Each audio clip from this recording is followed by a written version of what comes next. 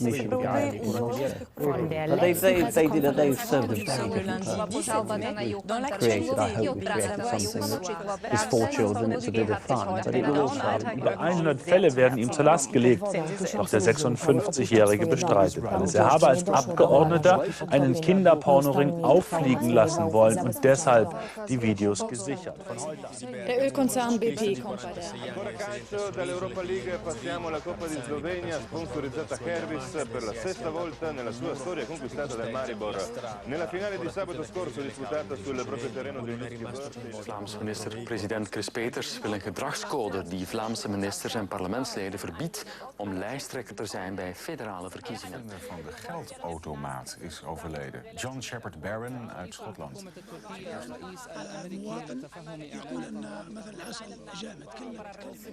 Sigue generando todo tipo de debates, sobre todo en torno a dos aspectos.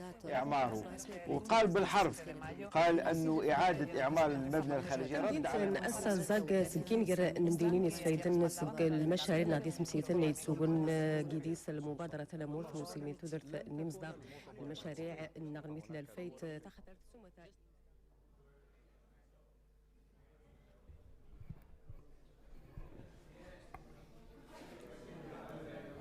Good evening, everyone. If I may have your attention, and if there's still people outside, maybe you can call them in. Okay. Welcome to V2, the Institute for the Unstable Media, and a warm welcome to Test Lab Urban Screensavers. My name is Michelle van Achtel, V2, and I will be hosting this evening, more or less.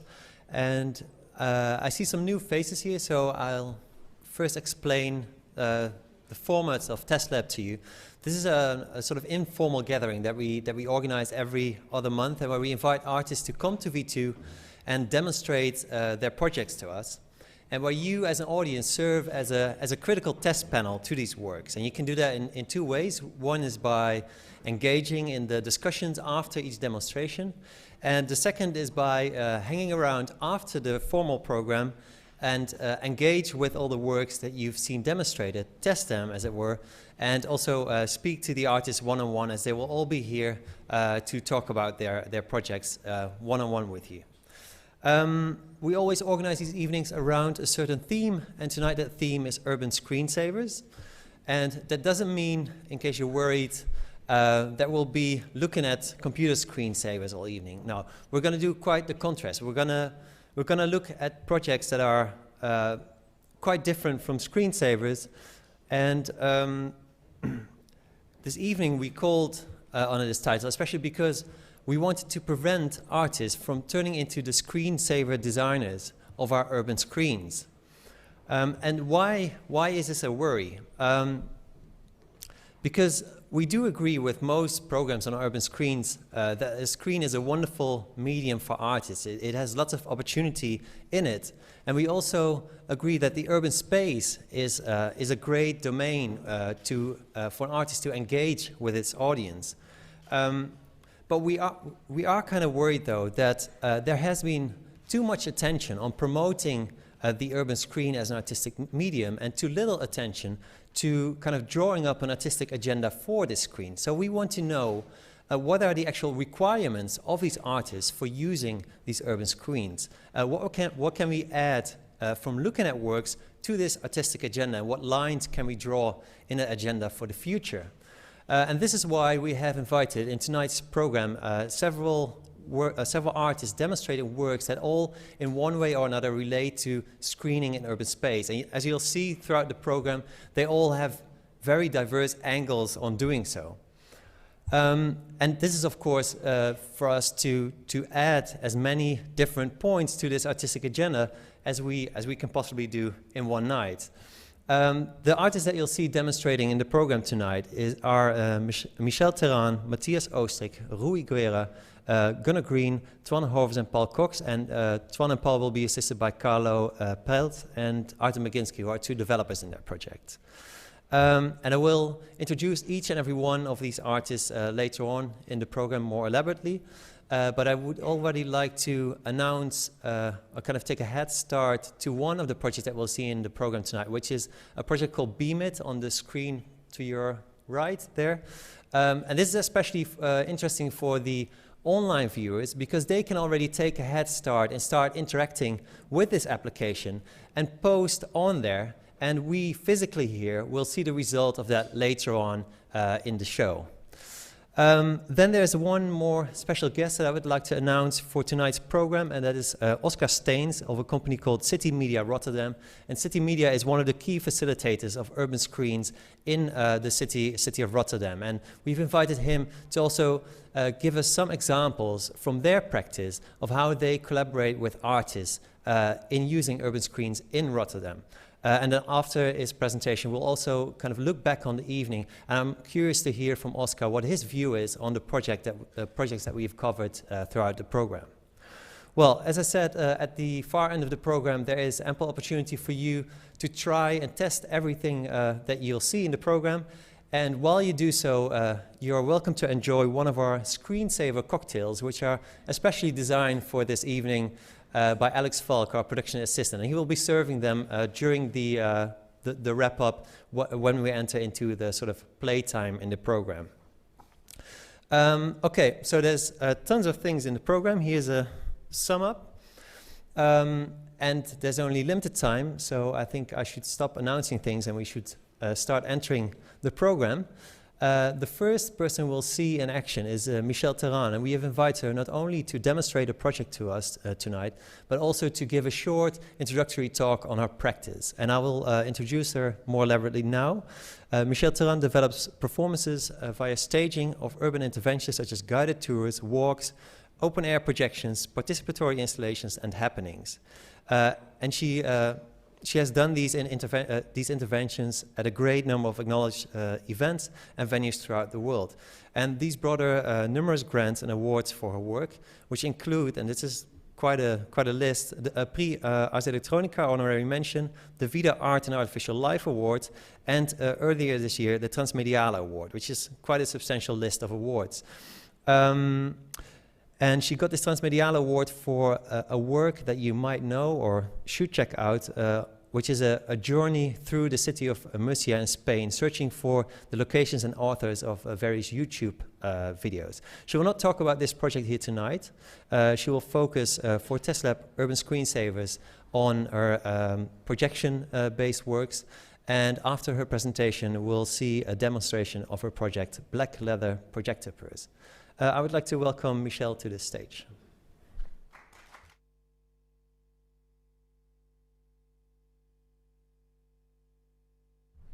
Okay, I'm a little shorter, so how do I get to my presentation from here? It's not my computer. Do I just? Mm-hmm. Is it on mirror though? Yeah. Yeah. Okay. So just on a split screen, and then I can.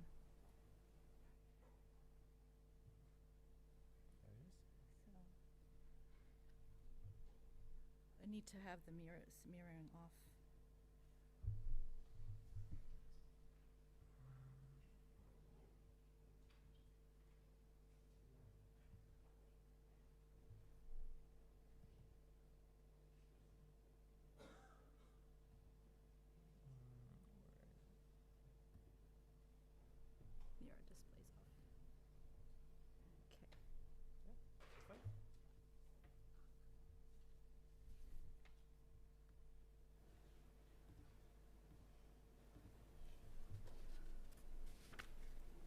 Oops. Okay.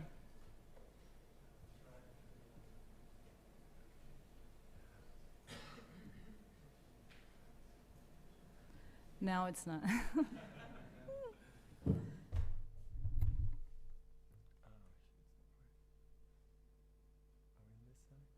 I mean, just put it on mirror and I'll just ad lib. It's fine.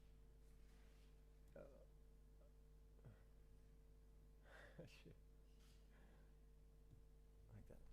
Okay, just one more time. Yay! Okay, so hi. Little glitch, but so I'm just going to talk a little bit of work I've been doing with urban screens, since this is the topic du jour. I'm going to first sort of introduce this technology. It's going to introduce it later on in this particular space. There's one sitting over there. But this is a very common technology. I'm not going to go too much into it because I'll show the demo. But I'm going to show this little, let's pay attention to these 3 words on the top left corner. And it says broadcast through walls. And this is actually what it does. And so somebody has turned a camera on in the space, door entrance in an apartment building. And what I'm doing is I'm walking around with a video receiver and intercepting other people's broadcasts. So if you have the other side of this technology, the camera, when it's turned on, which becomes a broadcast and a transmission, is something that you can intercept simply by walking down the streets. So I started to first look as an accidental encounter with it, and then start to walk through cities and start to look at what kind of cameras were there, what kind of images it was being produced, and where they were placed in the city. So these are a number of short video sketches that I made where I would go intercept the live signal and then sort of see, which is basically taking the receiver, connecting it to my camera and looking to see on the screen, and then try and make a relation between what was on the screen and what I could find on the street. So this is a stairwell in Brussels, and then this is a call center in Brussels, and this is a parking garage in Berlin. And here's an unmade bed in Ghent. Now the thing that happens, which is quite interesting, is that although it's not intended, images are produced. So it's when people buy this camera, it's not for the intention of producing images, and say I'm going to make images with this. It's to watch a space, but this is what it happens. And so what you have is this situation of the incidental production of images, and they start to exist in the city space. Now, you can look at some qualities of these images. They are images that have borders. They're bordered spaces. They're spaces that become territories with frontiers and strengths and weaknesses. And they're also spaces that, even though they're the banal suddenly a change, become important simply because they're being watched.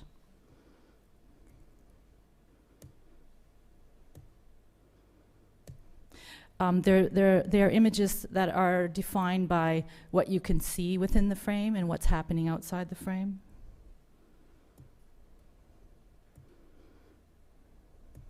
They're spaces, they're images defined by absence as well as presence.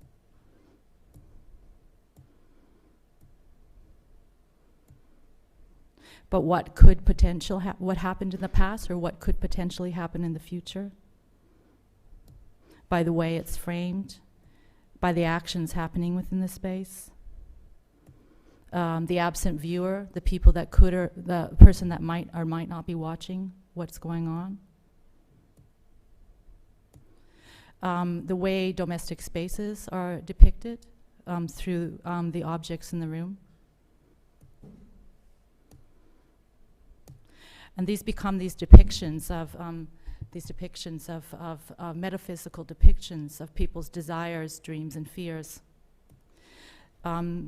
This is a map of a research that I did in Oslo, and this is after spending a few days walking through the city and trying to find the different wireless feeds or transmissions in the area.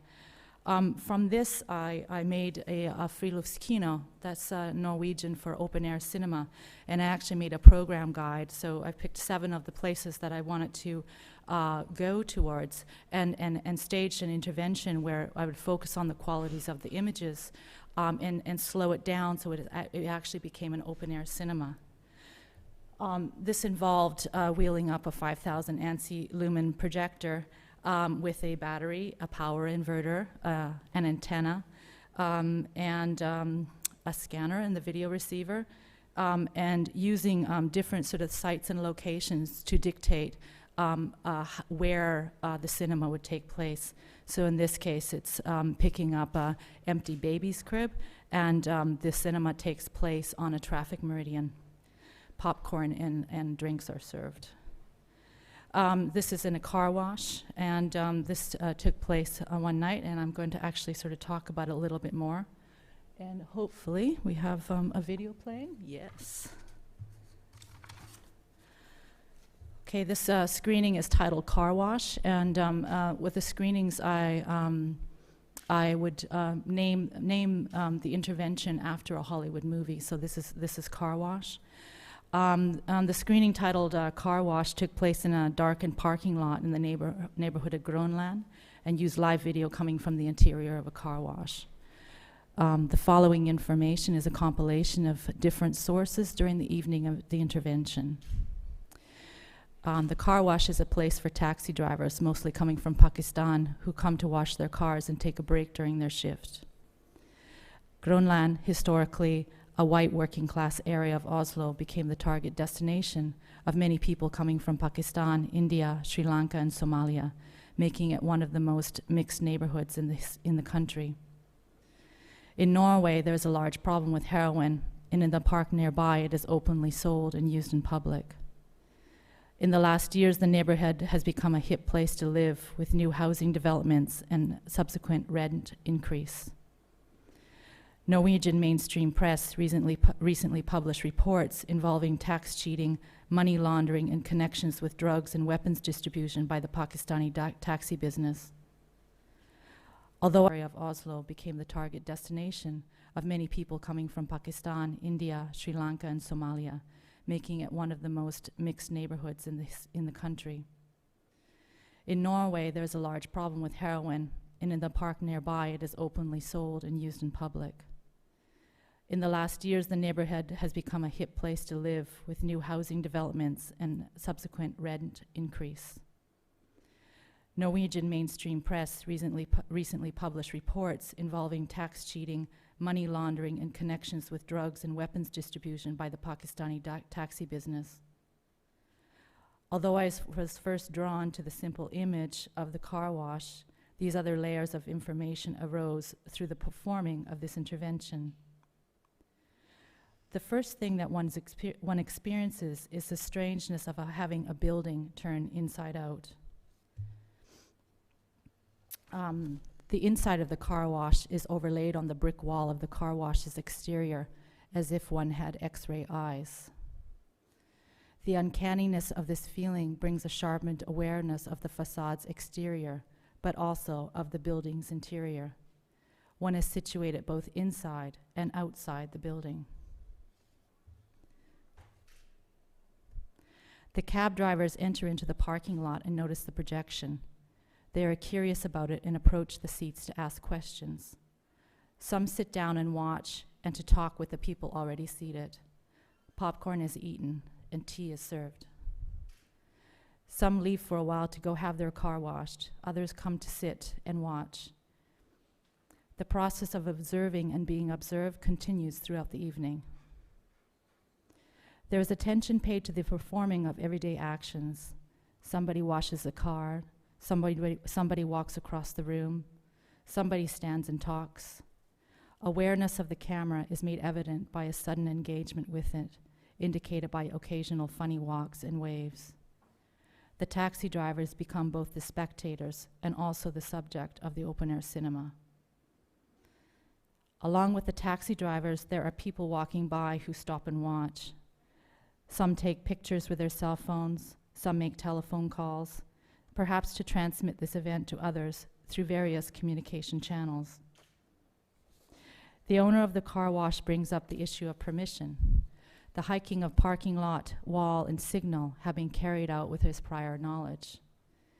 He tells us we are using his parking lot, we are using his wall, and we're using his camera. In the sense, he is framing the discussion around private property. We are in fact using his parking lot, we are using his wall, but are we actually using the camera or the images produced from it? By owning the camera, does he own the images as well? If the intervention was taking place from the street, would the discussion change? What are the boundaries between private property and the public domain? When questioned about the camera, he says that the car wash was placed in the past. The car wash was in the past used by the junkies down the road who would use the space to warm up. At some point, things started to go missing, and so the camera went up. After going back inside the car wash, he turns the camera off for about 10 minutes before turning it back on. This seems to emphasize that as owner of the camera, he has control of the images by deciding whether or not to produce them. Another 10 minutes later, at 10 p.m., the projector is turned off and the equipment put away. The parking lot is once again immersed in darkness and returns to its normal state. 2 days later, when I walk by again, I can no longer pick up the surveillance video.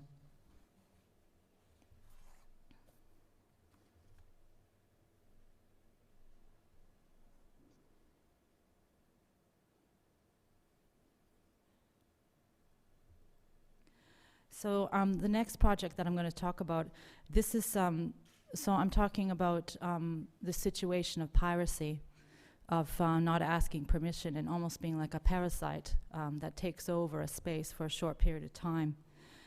This is a project that I carried out in Girona, and this is a city 1 hour outside of Barcelona. And in this case, I was asked to do another projection, and this took place one night for a period of 2 hours.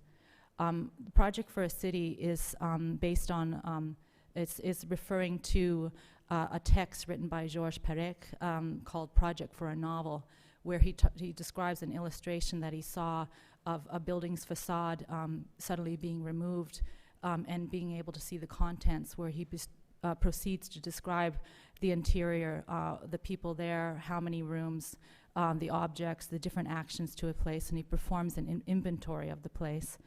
And so during one night, we took the live video from the inside of a restaurant kitchen, and we projected it onto the facade. This case was carried out in collaboration with the people in the restaurant that would actually start to direct where was the most interesting thing happening in the space at that time. So they become like producers, of directors, and also performers of the action. This was projected back onto the building's facade and integrated with the architecture and carried out over a bridge so that a lot of people could be watching. Not announced in advance, but more like an incidental and sudden appearance of a live image onto one of the buildings within the city. So here's some stills of the intervention.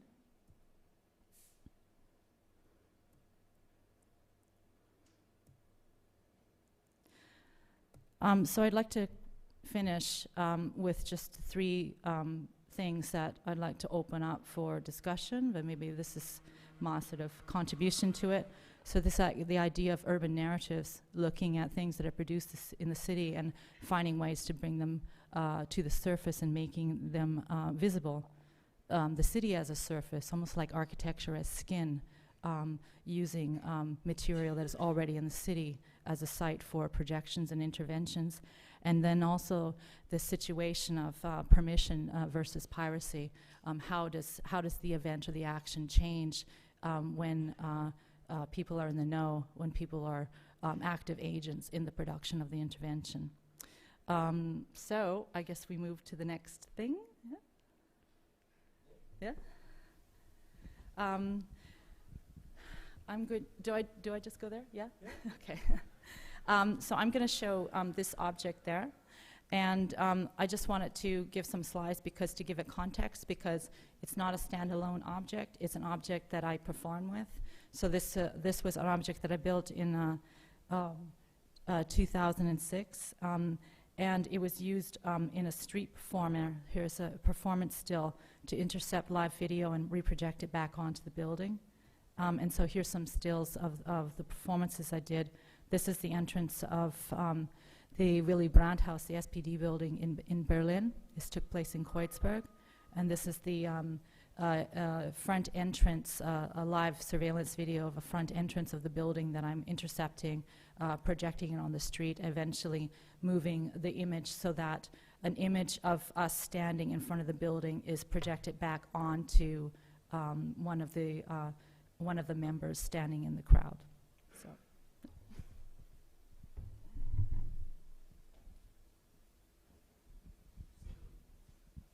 Of course, the object could have performance anxiety, but I wonder if you could give me some space. Okay, so a purse, a suitcase. I'm just going to open this up.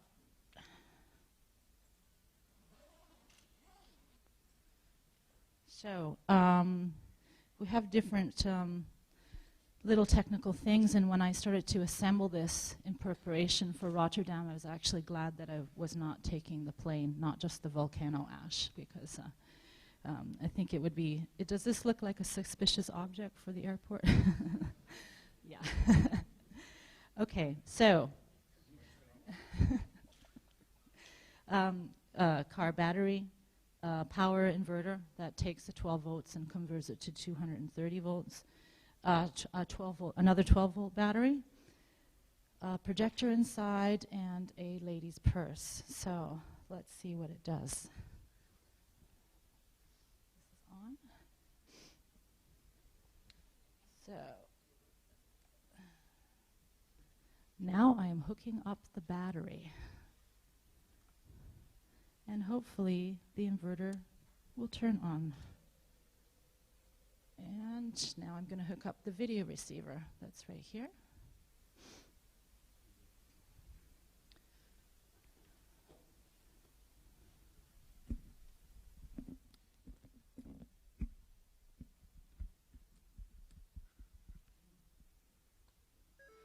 I found this purse in a flea market in Berlin.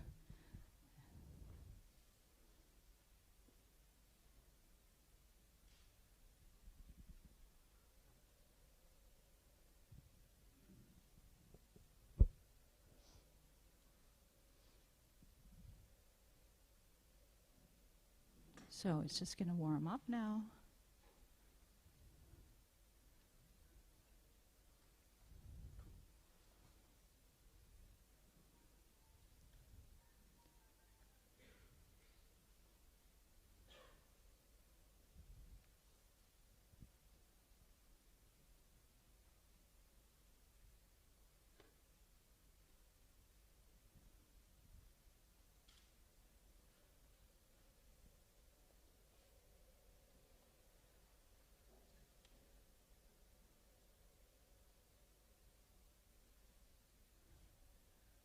Okay.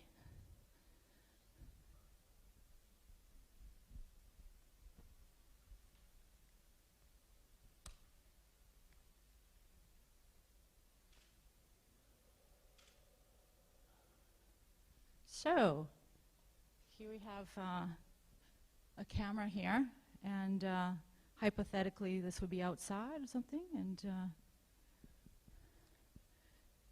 I'll just close this so we can just hide all the scary things inside.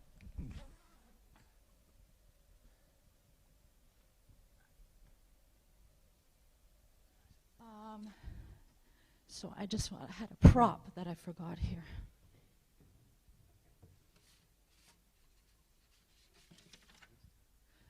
So we have a nice rectangular, sort of like we have a square here, but usually I put like a little tube on because, you know, I think it's kind of cool to have like a peephole. Somebody turns very voyeuristic. Yeah.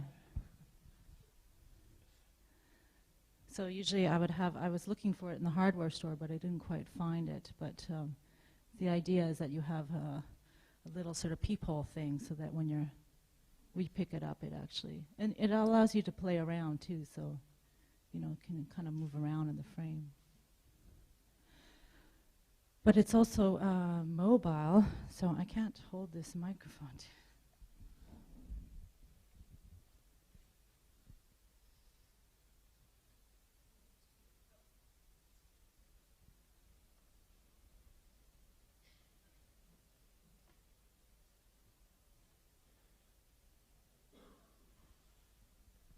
Is this how you go shopping? Or?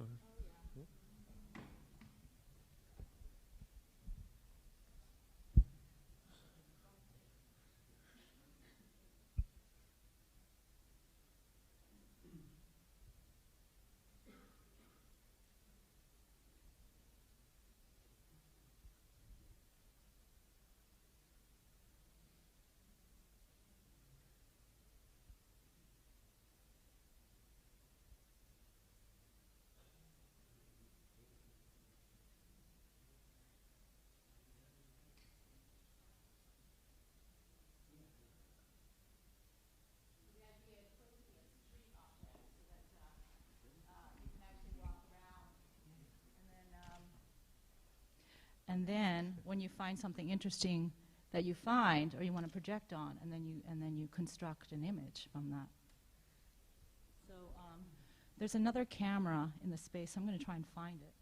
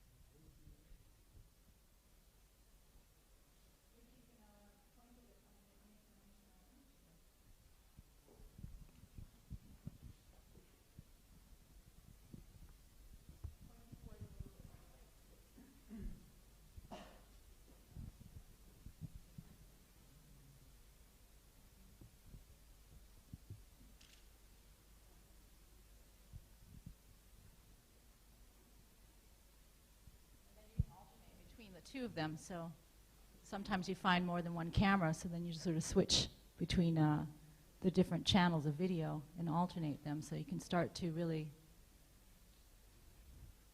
play around with it.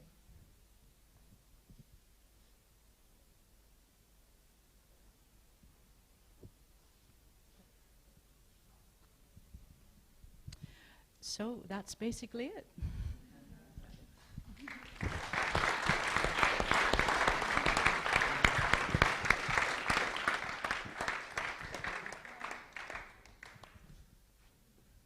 Michelle, if you can join me here in the lights, especially for the... Ah, okay. But can I start firing questions? Yeah? Okay. Well, the first question I have is kind of an obvious one, looking at the interventions you already did. Did it ever cause you any trouble with the authorities in terms of... Because are you actually allowed to tune in on those frequencies? It's actually a gray area. I'm dragging you into the light so that people at home can also see us. It's actually still a gray area. Yeah? Yeah. Okay, good. And you never had any trouble with it? Nope. Even not the car wash guy going mad? No? No, I mean, there's a discussion and there's confusion, but it's, you know. And what about the parents and the crib that you filmed? No. No? Oh, okay. So I'm surprised. Any questions from the audience? Wilco, can we have a microphone? Oh, okay. Oh. You had some examples where it was clear that you picked up this wireless signal, and but here you had a camera, just a camera. It still is a wireless signal. Uh-huh. Yeah. Ah, yeah. So this is a wireless camera over there. Oh, there's the camera. You didn't take that with you? No. So yeah. So you constructed the same. Okay, I understand. Yeah. It's a little bit confusing because people think, oh, the camera is in. It, with you, yeah. Yeah. So it's no. But yeah, that's clear. Thank you. You could actually also kind of draw up routes past all these signals that you know of, right? Have you ever thought about that? That's what I've been doing. No, but make a pre-mark where to go with the, I mean, I know you set up where you wanted to have the things screened because you know there's a signal there, but like hand out maps for people to take the thing on a ride. And yeah, that's true. Yeah? Yeah. Okay. Any more questions in the audience? Then I just want to close with one. Is there one? Oh, okay. Yeah. I wanted to ask, maybe you are not, my main concern is privacy in this, and even if it's a gray area to pick up the signal from someone's house, do you think it's okay to project it in a public space and make it available for everyone to see? Yeah, well, I think that it really brings in a very tension into this sort of implied sort of idea of security and stability, but it's not. So actually, as an artist, I'm always exploring this uncomfortable tension between sort of what these implied sort of described realities are and what is actually happening. So that's my contribution to it. So yes, it is very sort of uncomfortable situation, but I think it's actually my role to bring that out. Okay, I see. Thanks. And just one more question to round this Q&A off. A very silly, cheap question. Why did you decide to turn it into a bag and not like a portable projector?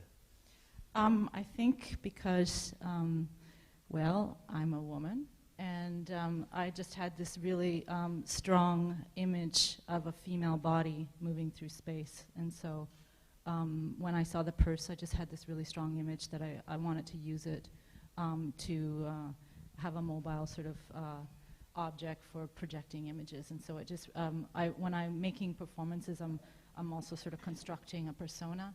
So I just have a really strong image of it must be a very, a very sort of staged sort of female body of moving through space. And interpreting on so many levels. Yeah. Okay, good. Last chance for questions from the audience? No? Well then, thank you, Michelle. A small applause.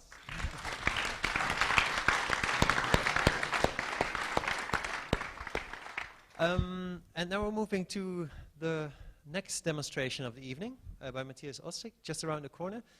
People seated, you're welcome to get up and join us there. If you have any jackets or bags lying around you, you better take them with you or put them up to the wall or something, because we will take out these chairs for our final demonstration.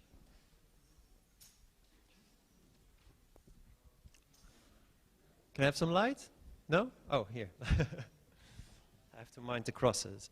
Okay, we're here at a work by Matthias Oostrik, who is a graduate from the Interactive Media Department of the Netherlands Film and Television Academy. And after finishing his studies in 2004, he continued exploring the realm of interactive installations with a strong focus on human presence. In many of his works, his focus is on human presence translated into installations that mediate relationships between the real and virtual world through the human body. Matthias has presented these interactive installations at various venues and festivals, and since 2009, one of his works, the E4.1 Bijlmer Mood Wall, has been permanently installed in the Amsterdam Zuidoost area. And tonight Matthias will demonstrate a demo version of this project, especially here installed tonight for all of you to experience. Matthias? So, hi. Yeah, this is the first installation I made after a film school, where I really learned to dislike film. But fortunately I was at the interactive department, so I started to play around with all the combinations of video and interaction. And quite soon I found out that most of the interfaces out there I thought were not really interesting for, well, it wasn't the interaction I wanted to make. And so I started to focus more on the human body as an interface by itself, without needing to touch stuff or put on stuff, or just being present and seeing something happening. So this is the first thing I started to play around with, and it's well, it works on movement of the human body. So if I move around, and sort of create well, I create visuals on the screen. And I was playing around with this back home, and I didn't really had a use for it yet. And then this group of people called Urban Alliance, they contacted me. They were some architects and a film producer and a builder. And they were planning on a big screen in a tunnel in the Amsterdam Zuidoost district. And they wanted interaction with it, but they didn't know in what way. So then two things came together, and the stuff I was playing with came together with LED wall. And that was actually in 2006, and the wall was finally finished in 2009. But in between I started playing around, and there were some opportunities. And one of them was at a festival in Eindhoven called Image Radio, where they were sponsored by Philips, a very large high-resolution LED wall. And they asked me if I could do an installation for it. And this is how it turned out. The original version was made on LED. This is projected, but it still sort of feels the same way. The resolution was a little bit lower over there. And also it had interactive sound. And what it does, well, I can show you technically the steps in which it works. It's done with a program called a Quartz Composer. And what it does, it takes basically the live image of the people in front and then checks for the movement. This is actually a quite simple trick I use. It's you take the last image of the video and then you subtract the image before, and you get, well, the difference. Next part is to sort of blur it out to make it a sort of more how do you say that, analog feeling to it. And finally I blend it into a colorful pattern. The thing was with the LED wall in the Bijlmer that it was a much lower resolution, so I had to take some stuff out. And the thing that really annoyed me about that is that you cannot see your silhouette. If you play with this one, there's sort of, you can feel your silhouette and play with that. And in the final version, it's not there, but it's still, it works quite nice. People like it, people play with it. And well, one of the things I guess we are all proud of, all the makers, is that it's now there for a year and there's not a scratch on it. It's not been damaged, no gravity on it. People don't park their bikes against it. And actually also a lot of hip-hop videos are now being shot in front of the wall. And yeah, I would like them, well, if anybody here wants to shoot a hip-hop video, contact me, because then I can maybe make the wall a little bit nicer or put in the name of your... So I will show the final version that is now running in the Bijlmer, and I have a movie about that. There's a little music with it.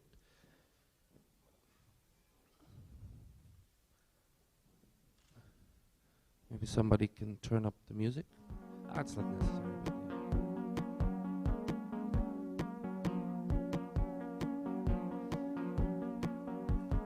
But the problem, well, one of the problems was with not having the silhouettes, that in the end the light we had was not really enough. So I had to come up with some solutions and really combine the movement, so turn it into a sort of blob.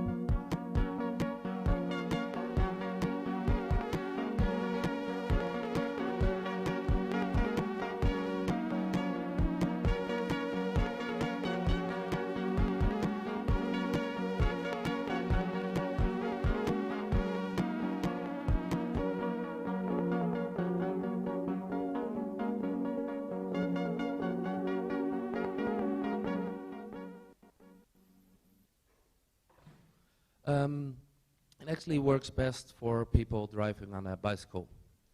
That's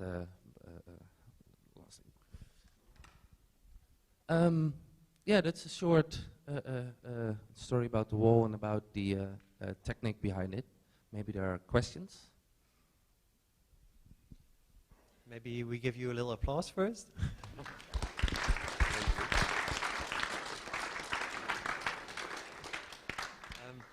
And we'll break it open to the audience in a bit.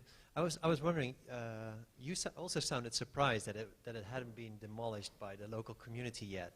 But then again, the Bijlmer is not maybe the most safe place to put artwork like that. So why did you chose to use the Bijlmer? Well, that's actually, I didn't choose that. It was the Urban Alliance who they participated in a prijsvraag contest, and the first thing they won the prize to make a 70-meter version of it. Would really be cool, but then there was no money for it, so it's now a 20-meter version. And I think it was a little bit also they wanted something special over there. They wanted something new also because it has a bad reputation. I come from Zuidoost. I've been raised there, and I know that it's, well, for me it always felt quite safe. It's probably something I say because I know a lot of people think it is unsafe, and it's like cool to say that it's not. Okay, and now that we're there anyway, what kind of effect do you see the work have in the local community? Well, I'm not really into the local community itself, so I don't know. But one of the things, for instance, I really liked it. One day I was standing there watching the audience, because I always like to watch my audience in the installation, because if they play with it, it's a sort of compliment. But also watching them, I can really learn to see what they will do. For instance, with this installation, if you walk to it, it will react to you. And the version in the Bijlmer, it was a productional thing, has the camera on top of the wall itself. So it actually only sees the other side of the tunnel. And a lot of people, if they see it interacts with them, they walk towards it. And in the Bijlmer, that doesn't do anything. So I think that's, from an interaction design point of view, that's a really bad thing. But to come back to your question, I was standing there watching the audience, and then a guy came to me and said, no, you're doing it completely wrong. You should move around, you should run. So that's nice. And then I found out that little children were playing in the tunnel, and that's normally, well, there's a lot of other tunnels and nobody plays there. So that is nice. And I think the reason that it's not been demolished, and also that they make a lot of videos there, that is sort of has a good impact. Well, for me, that shows that there is a good impact in the community. And also there was, when it was finished, there was on a blog from, what was that guy called again? Well, some hip-hop star from the States, he put it on his blog. And then all this reaction came from the Bijlmer, from people saying, oh, that's with me around the corner, it's really nice. And so I think... So they identified with your intervention there? Yeah, they do. Are there any people in the audience that have a question? Over there, Nene?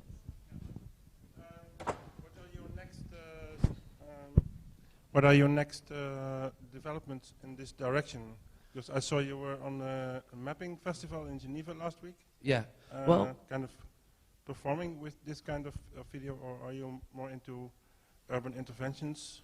Yeah, actually the last thing I did before I went to Geneva was to, well, the next thing I'm doing now, I don't have a video here right now, but it works much more directly with the image from the street, with the image from the people. You really see the image as it's been taken, and it's fragmented over a lot of screens. And a month ago I put one of these installations in a shopping window in Amsterdam, just for the people passing by, to see what their reaction would be, and to see if I can get into an interaction with the people on the street. And for many nights I was sitting behind the installation, just seeing what the people would do, what random people would do, because for me they're the greatest audience. And a lot of people just stopped and started playing with it, trying to find out what it did, trying to, well, basically look at themselves. In here it's only your silhouette, but in the other work I now do is you really see your own image. It's more or less the, yeah, basically it's just this image, but then 60 times or 100 times, and with time delay and with like strange placements. And it's much more confronting people with themselves, with their own maybe narcissism, but now I'm playing more with that. Okay. Is there a microphone for Toine here in the front? Yeah, but the people at home won't hear. Okay, yeah. I was wondering about the policy of the wall in the tunnel. It was made there to create something special. Who were they? Who first thought of making that thing there? And then, what is the policy? How long will your work be there, or is there a program where you are for 1 month and then there's another artist showing, or how is it organized? Well, the wall has originally been made as a wall for different footages, different artists. I think it's also a money thing. There's not really a lot of money, so they don't play around with it that much. But I think they will do more with that in the future. I think it's also a little bit that because I developed the interaction and I came to this installation that really works well with the hardware, they choose to keep it there, this footage for now. But they're really open to new stuff. So it's there for the time being? And well, that's open to... Yeah, for me, I really like to make something like perfect for the situation, and the medium, in this case, very low resolution LED wall, that a lot of movies will turn out just shitty because it's low resolution. And so I worked really long to get it just right. And it's very hard to come up with somebody who will do the same thing, I guess. But I'm sorry, I lost my point. I have a huge jet lag, so... It's also possible that you would change it in a while. They asked me last month if I can come up with something new. So that's, but it would be nice, I guess, also for the place if other people would do stuff for it. I will tell them that they should.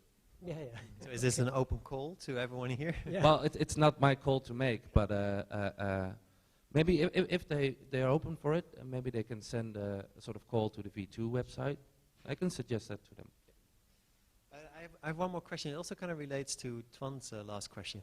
There are urban screens installed on the Zuidas, right? There's a big project there with huge screens. Why did you not choose to collaborate with the people that installed those screens? So why would your work not be screened on those screens? Well, for the kind of interaction I use, I really like a sort of direct relationship with the audience, in which they can discover the interaction by themselves. And with this, it's really direct in the sense that you stand in front of it and it moves with you. So there's a very direct relationship. And I've been thinking about the screens higher in the air. And I also did some experiments with it. But for some reason, the connection between a place like that and, for instance, a square in front of it, it's much harder to make, well, at least with this installation. I recently saw some really cool installations that worked with it. Like you had this urban screen, and you just saw a picture of a, I think it was a hole, and there was just this little finger following people who walked over the screen. That was really great. Forgot the name of the artist though. Okay. Maybe then low urban screens are a point to take up on the artistic agenda for the urban screen, or at least... Oh, that would be really nice. Okay. Well, thank you, Matthias. A little round of applause before we go to the next. And you're all open to play with it a little bit if you want to. We'll be here all night.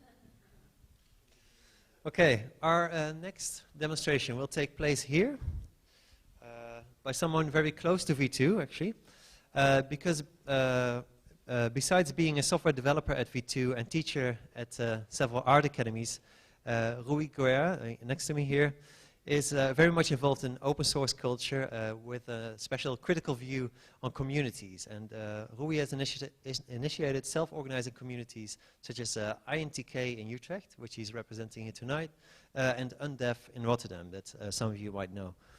And he's here to demonstrate a first prototype of their project called Beamit. It's beamed here behind us. Which is part of a long-term research trajectory focused on urban forms of communication for local communities. And I'll repeat what I said at the start of this evening, that the people watching us at home, watching the live stream, you can go to beamit.v2.nl and post your stuff here. Rui, floor is yours.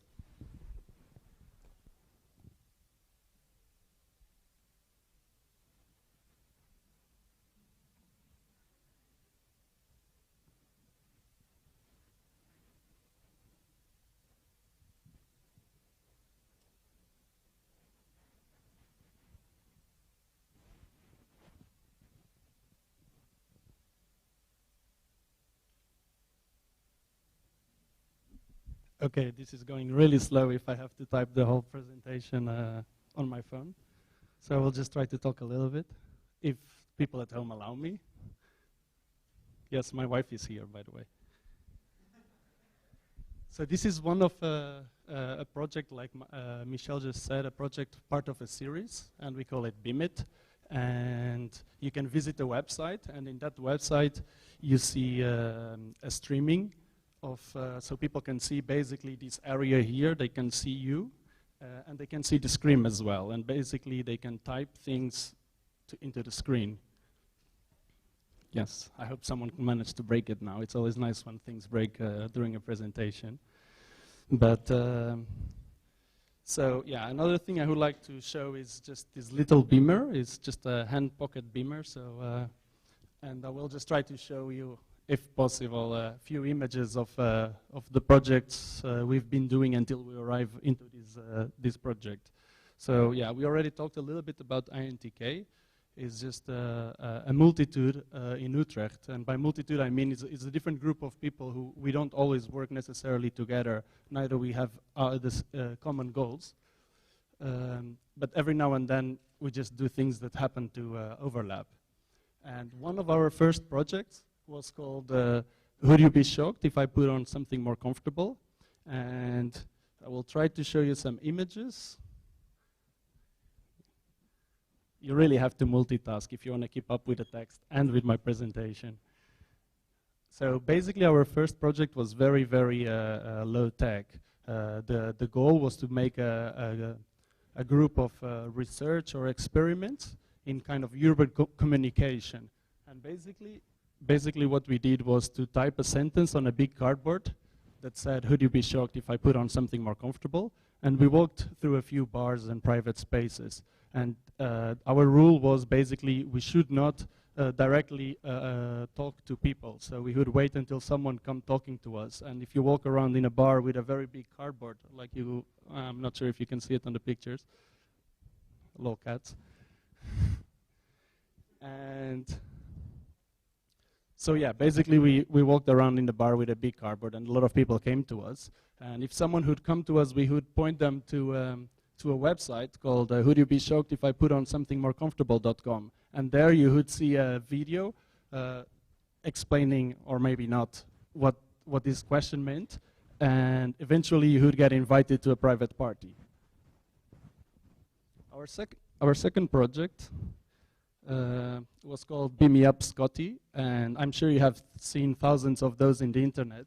Basically we just connected a backfits, a bicycle with a battery, a laptop, and a beamer. And okay, I was getting distracted on that one.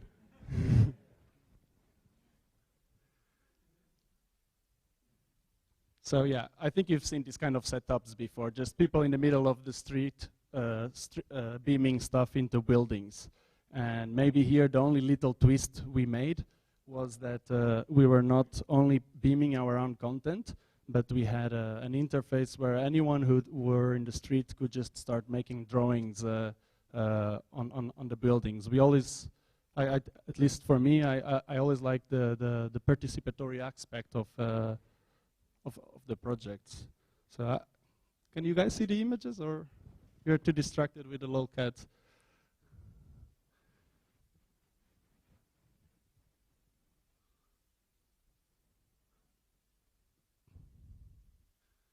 Okay. I think my mini beamer warmed up a little bit too much. No? Doesn't want to show more images. But yeah, so after this one, after the beaming image in buildings, it started getting really cold. This was like January in the Netherlands. So we decided to get a hand on a small beamer like this. And we started beaming inside of bars. And I did have some nice pictures to show you, which I will show you later on after this presentation. And basically what we did is we draw at home some balloons, and we would go to bars and project balloons on the head of people, so kind of put sentences of what they were possibly saying. That was good fun. And eventually, eventually we did several other projects, and we ended up with this one.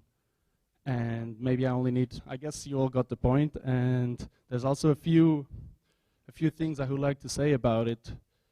We are also very interested about the whole issue of public space and how much interaction do we have with public space.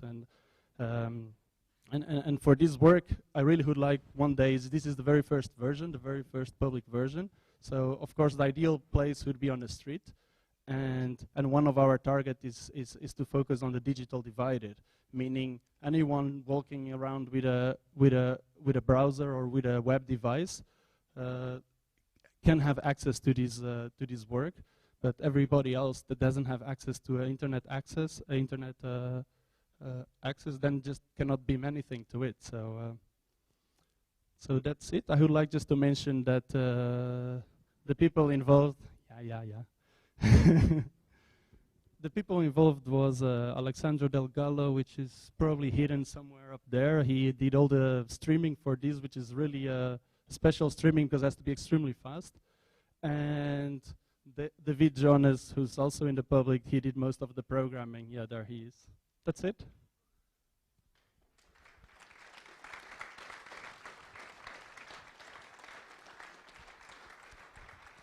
Okay. I was wondering, because you asked everyone already whether it was clear what was happening here, but I just want to double check here if that's really the case, because the people at home are not visible, Rui. So can you explain what happens for the people at home? Like, what are they doing? Good question. This is not chat roulette, so yeah, we cannot see the people at home. We also find this very interesting, the whole being anonymous at home and still being able to publish something in a public event. Yeah, but they can see us, so you can wave to them. Yeah, but because that's one thing that you haven't explained, and I'm not sure if it's sure that people at home can actually post, but also see what responses their posts actually provoke, right? Yeah. Yeah. Someone was just asking, please, the public start jumping, so they can see you. So they are trying hardly to influence us. I'm not sure if they can. And another question is, it's actually a relatively simple idea. Why do you think it hasn't been implemented anywhere in public space yet? Good question. If you talk with institutes about even just opening up their websites, something that now we are kind of get used to with the whole Web 2.0 to see websites where anyone can post comments. If you talk with institutes about opening up their websites so that people can react anonymously online about whatever the institute is doing, a lot of these institutes will not be interested in that kind of openness. So I can imagine that the same would happen for the streets, that if anyone can be anonymous and just post whatever. Can we have a microphone over here, please? Okay. There is a project in Leiden, and it's also in a tunnel where people can write words on a LED wall. It's from an artist, Hans Muller, I think. But there were problems with the text because, of course, there were dirty words and all kinds of things written on it, and that was a big problem for the government and so on. Well, honestly, I also thought it would be a big problem here tonight because I was kind of expecting dirty things to come up while Rui was presenting. Huh? Are we there yet? Yeah, there is a nice question, though. Maybe I should try to answer it. Go ahead. Yeah, this is the first version. So yeah, I already mentioned it. That yeah, what we would like to see would be on the street and not on a closed environment like here. So that would be the first step. And immediately we have technical problems. Is how to get a big screen on the street. Beamers just don't work with a bright light. So yeah. But yes, maybe that's a good invitation. Thank you very much. But there where we actually go public with this project, how are you guys, for instance, going to make sure that there's no explicit content on there? We did an urban screen in a festival in 2006, which people could upload. We did a festival in 2006 in which people could upload their own pictures via Bluetooth or mobile phones, to make it a public gallery, as it were. And we had two locations, and one had all these lovely pictures, and one had horse porn and Nazi swastikas. And we actually quite like that, because we believe that's a true representation of society. And it's just fascinating to see what people have on their mobile phones, really. Yeah, but I'm also sure that some people in the public space will not agree with you on that, and they don't, especially don't want their kids to see, for instance. Yeah, we were constantly expecting people from the place where we did it to phone us and say, hey, you got some crazy stuff in my shop window, could you please remove it? But they never did. I think they just didn't look that well themselves. So yeah, we were lucky. Rui, would you be willing to moderate or censor Beam It if you got the chance to, let's say, install it on the Dam Square or something? Me? Why me? Surely I would never censor. Well, because they will ring you when something pops up there that isn't supposed to be there. Oh, I will leave that to another person. I would prefer not, but yeah. Okay, and another worry I had looking at this project at first is, aren't you afraid that when you install it in public, that it's going to be one big billboard of announcements? Like, for instance, dead blogs. They're often used to just announce stuff and post commercials and stuff. Yeah, it could happen, but I found very interesting to see how a lot of content that I'm very used to see online, from Catlol or whatever, and then seeing just suddenly posted on a public space, and how does that work? Because it's kind of content that I'm used to see in a private space, so I'm used to see it in my own home, these kind of internet jokes. So I wonder if they ever made it to this kind of screen, then how do they look when you are in the street? Yeah. There you go.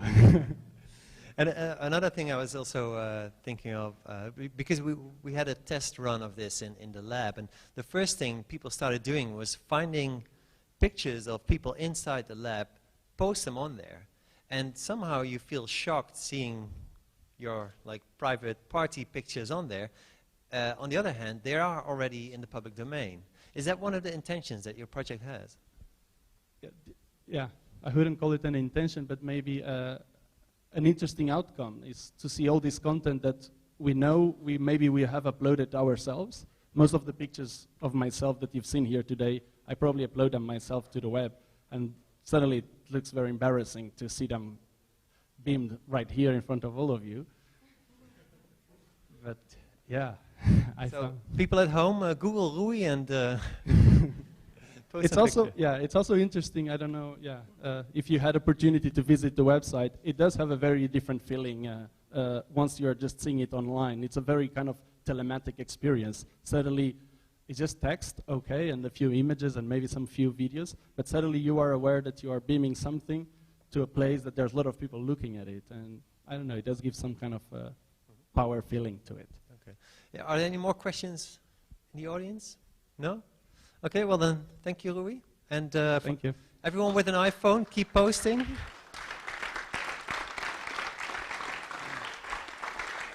And then it's time for our next demonstration, which will be presented from those stairs over there. So I need to make some space.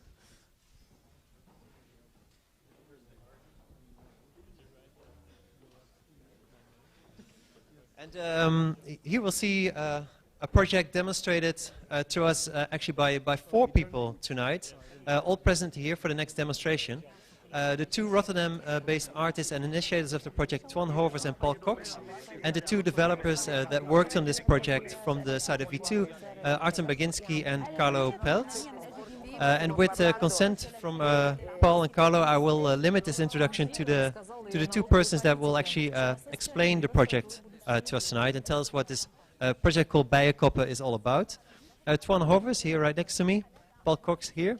Toine Horvers is a performance artist and curator whose work often results in books of text-based drawings and works with electronic text displays in buildings and public space. That's a long sentence. His work also features sound installations and performances with text and voices, and Toine will explain the concept behind Bijenkoppen. And afterwards, Artem, also here, will take over to explain the technical aspects of the work. Artem is one of our developers in the lab, and he's specialized in, and I got this from the V2 website, and I think it's one of the most striking bios on there. He's specialized in making computers do what artists want. So, any artists here that have a computer problem? Item is there to hire. Okay. Toine, I think you start, right? Ja, zal ik dan maar... Oh, I thought you were explaining, so Okay. I didn't give Paul a proper introduction. Okay. Even beginnen. We start with the beginning. There's a new building by the Zwarte Hond architects on the south bank of the Beierlandse Laan. And there was a huge blind wall, and the idea was brought to the architects to do something with that wall to make a connection with the multicultural area where it was. So the architects created 3 huge concrete frames, encountering a space, each a surface of about 3 by 3.5 meters wide, so they are very big. 3 of those frames next to each other on this blind wall, and it was created for art, for showing things, films, images, paintings, whatever. We came across this project and did a proposal, and we started thinking about the 3 elements that were given there, and which were very important. It was first this multicultural area of the Beierlandse Laan, with all those little shops, with shops from different nationalities. They sort of meet with this new building, and in the building is a new, what do you call it, filiaal van Media Markt, consumer media articles that are bought there. And the third important element for us was that there are those 3 screens, so that refer very strong to a very classical idea of art, framed art.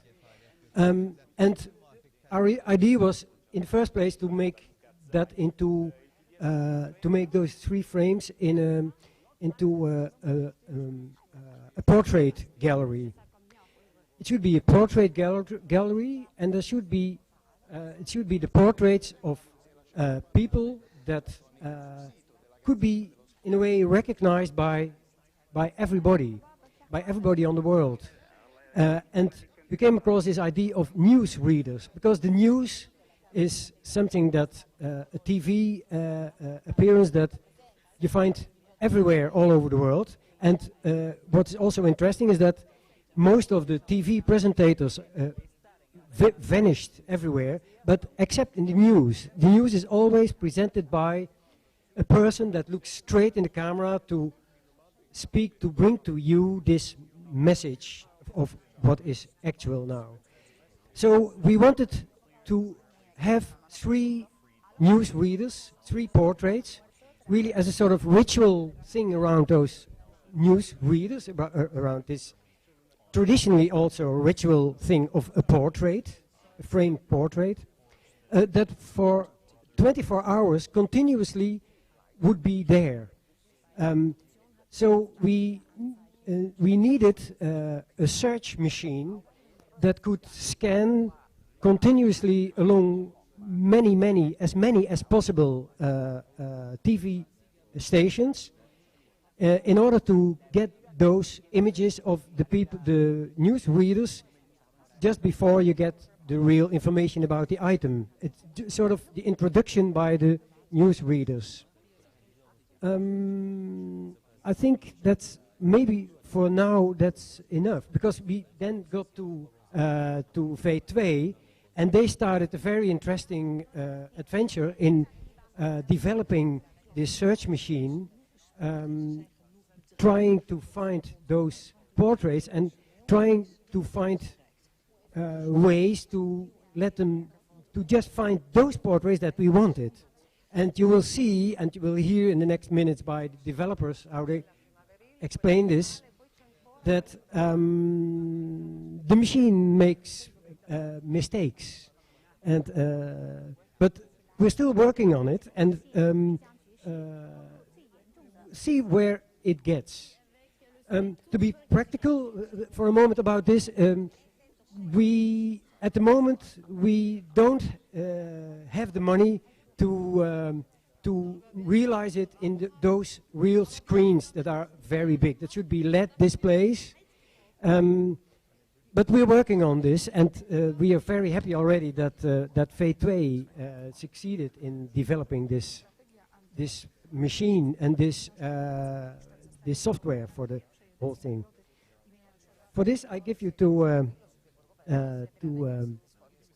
Artem. Yes. So when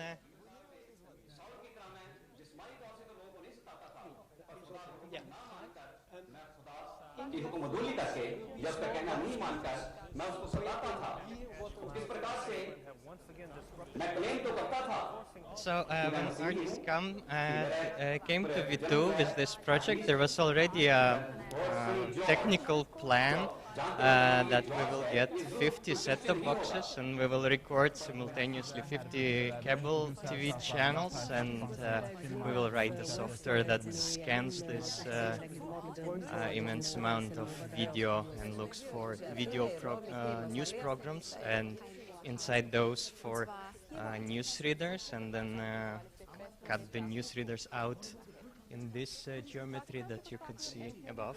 But very soon we found out that the cable TV is very closed up, and with these set-top boxes, the consumer devices that we were proposed to use, you can't really get at real videos, so they probably wouldn't like this closed-up video to show up in the public space. So we were looking for alternatives, and what we use now instead is free-to-air satellite and terrestrial television, which comes in nice digital format and open. We don't have to pay royalties to get at it, and so we assume we can just rebroadcast it in public space.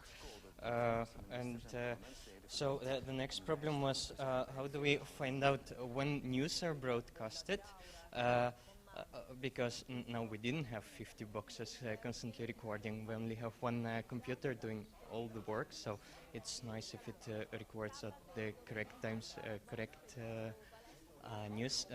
correct programs. So the first idea was we would just look at the digital TV guide and look for keywords like news or journal or novosti. But then we realized that there is a language barrier. There's just too many languages, and even if you collect a list of all the keywords, it's uncertain that they will be used, and not all channels use digital TV guide. So then we decided to think, what would people do if they were given this same task of finding news programs? So you would probably just sit before the TV and zap from channel to channel and wait until something that looks like a news program appears, and then once you found something, you would look longer to confirm your suspicion.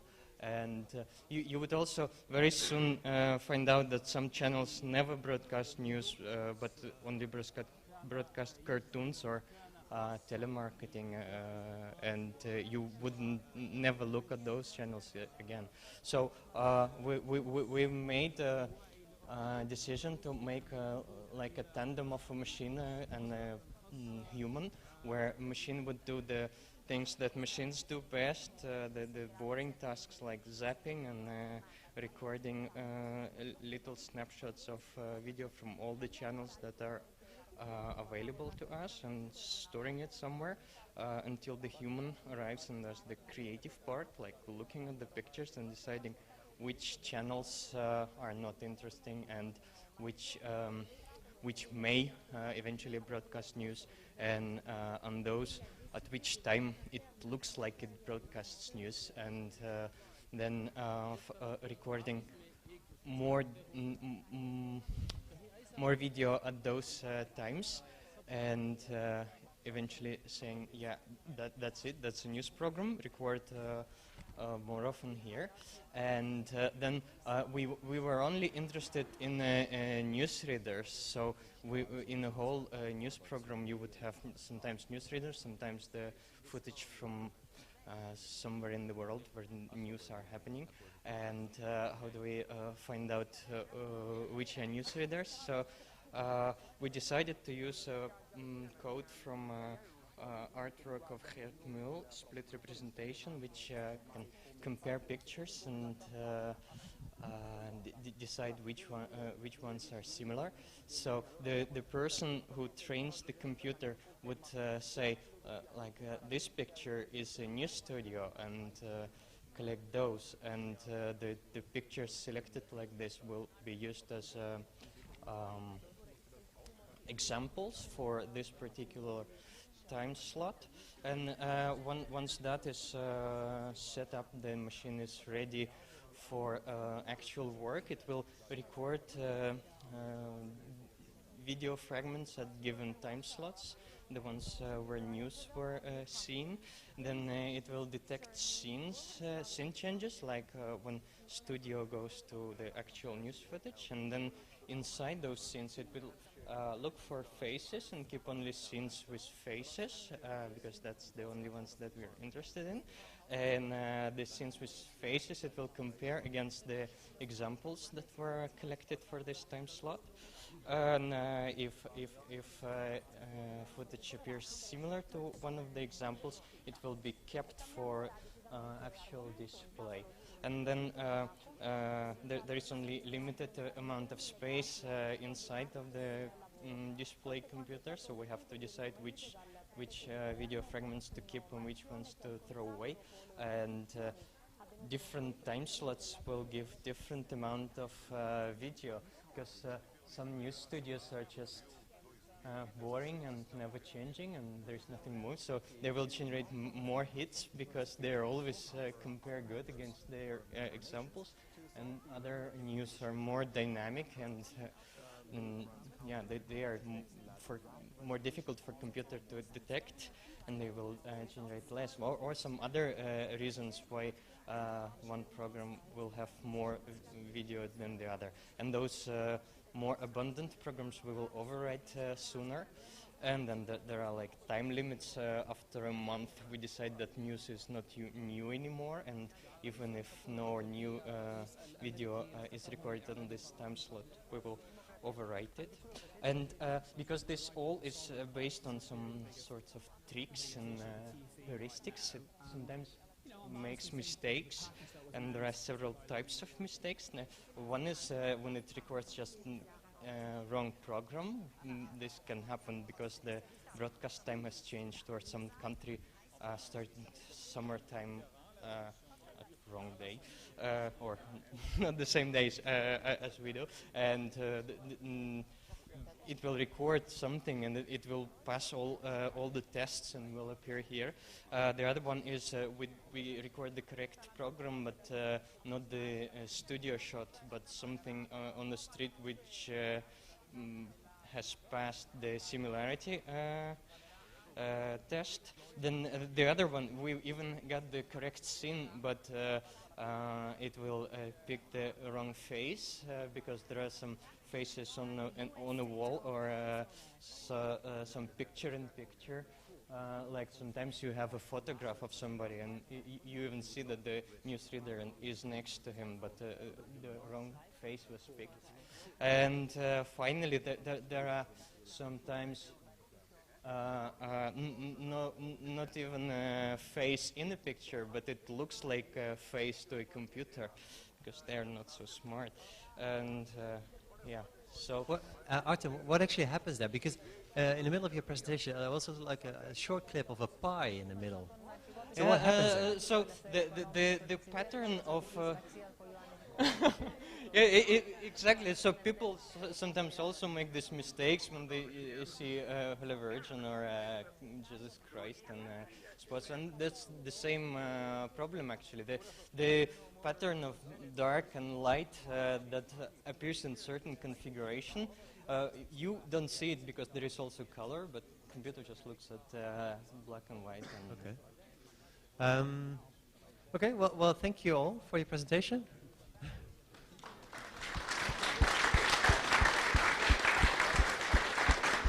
One thing that I would like to ask about the format of the work, and yeah, maybe Paul, you can ask it, about the format of the work, because you insist that the work becomes a public space work, right?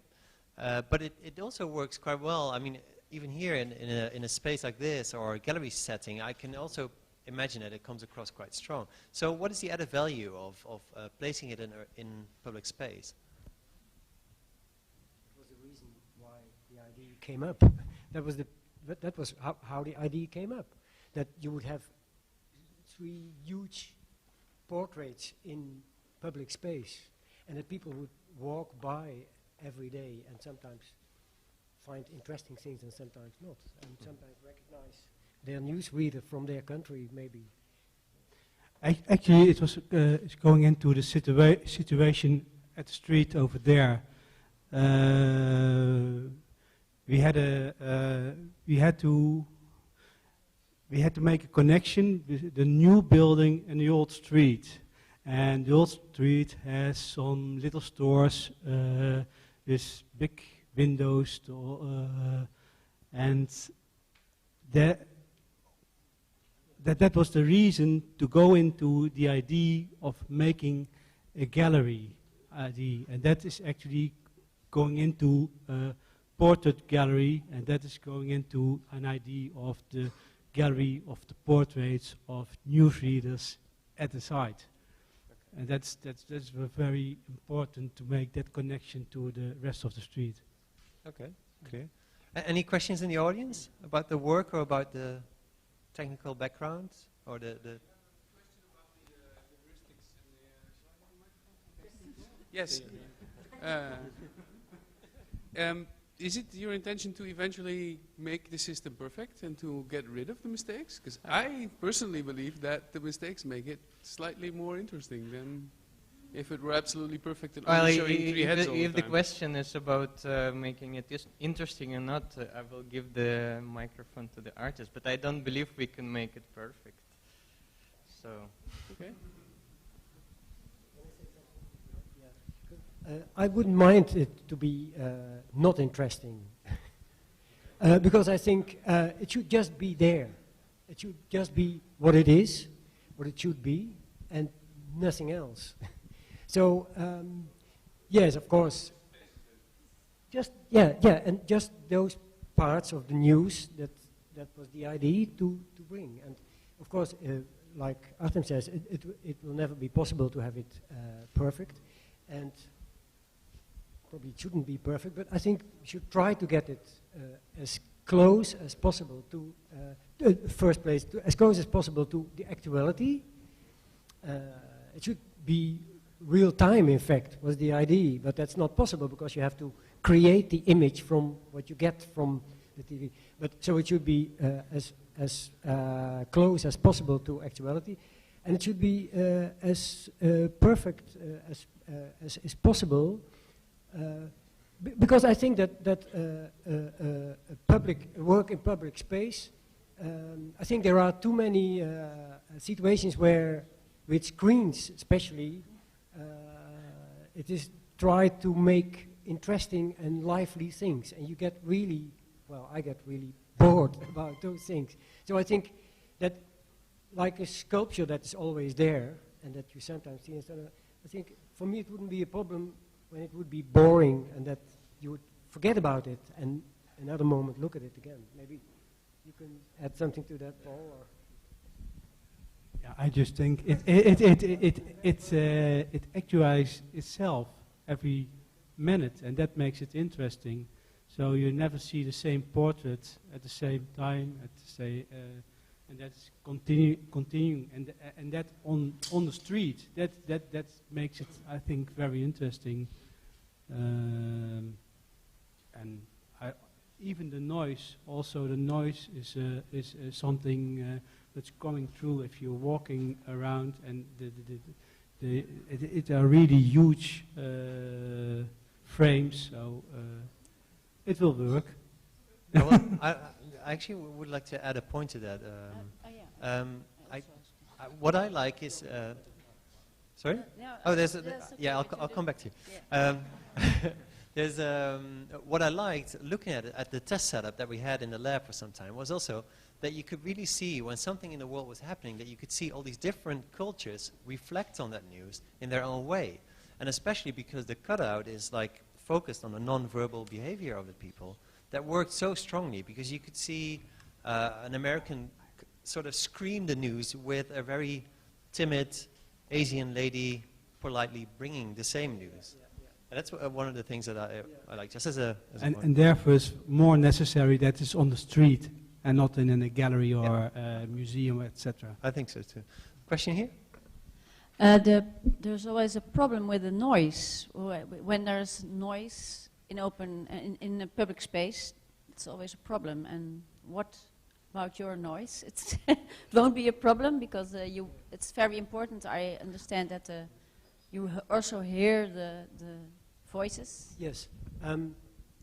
The first, the basic idea is to show those images, those portraits. So that's the basic thing. And you get the sounds as an extra. So when you pass by, the screens are, they start, the base of the screen is on this, let's say 1 meter from the ground. And on that level we will have small loudspeakers. So you can always hear, and it's far away from where the cars are driving, so you can always hear.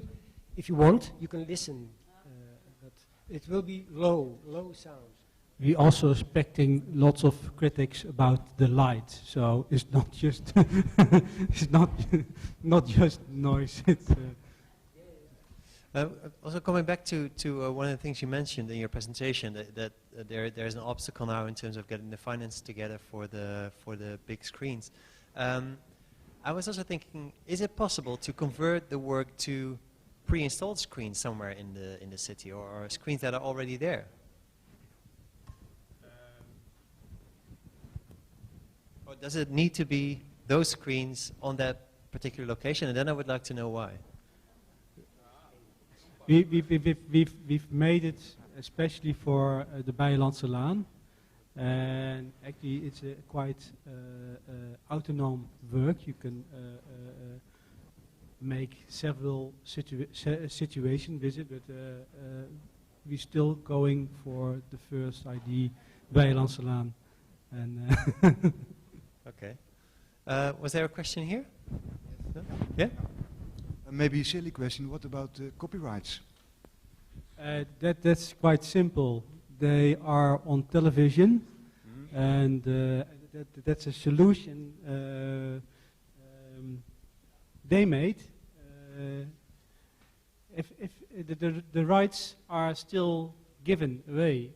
The first idea was working with UPC digital boxes, because and when you have those boxes, you also have the rights, but they are so difficult to. Yeah. So that wasn't. UPC really want to sponsor us and give us 50 of 100 of those boxes, but actually they couldn't break their own system, so that we are not going into that boxes. So therefore we chooses for the free channels on air, or free-to-air channels. Okay, I think it's time for us to move on to the next demonstration. So an applause for Artem, Toine, Paul, Carlo. And for our next demo, we'll go in this direction, right here.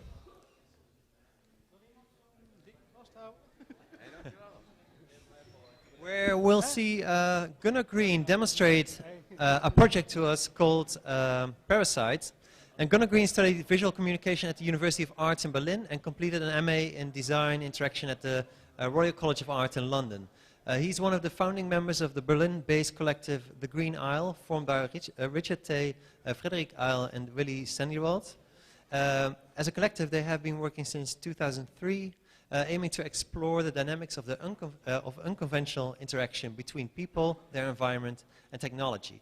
And tonight, Gunnar will demonstrate one example of such an unconventional interaction to us, the project called Parasite. Is it on? How do you know all these things about me? Beam it. Okay, tonight I'm presenting this project. It's called Parasite, which I did 5 years ago while being a student at the Berlin University of the Arts. And I did this project with my partners Richard T. and Frederick Eil. And it's called Parasite, and it's a mobile projection system which is meant to be like attached to a subway train and project movies and images into the dark tunnels of the Berlin underground. It's I built it quite like a diagram, so you can easily follow. It consists of a battery, which is usually used in electric wheelchairs. This goes to a voltage converter, like in Michelle's project, and this powers the projector, which is redirected by a mirror facing the wall. And it has 2 suction cups on each side, which you can get off eBay for about 20 euros.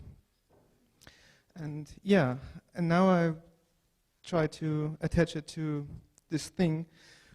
We all have to imagine that this is a train now, so yeah. And I need some help.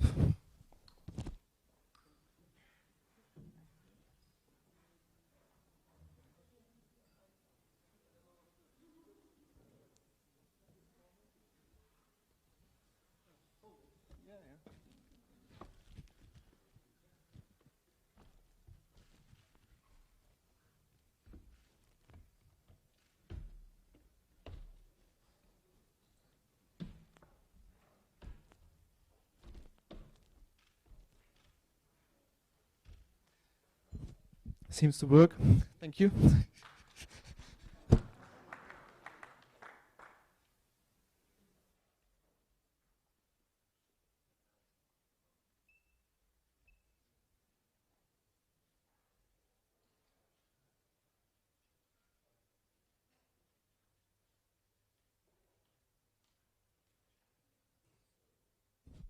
Yeah, and we need the source for the film.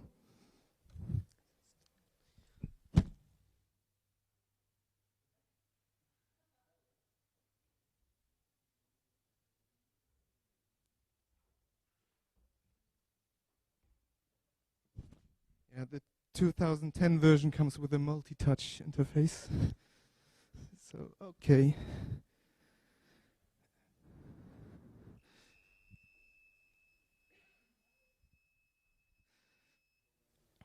Okay, that signal means the battery is gone.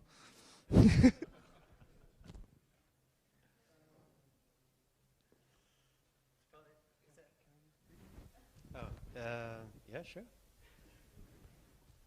Luckily, there's a backup car battery.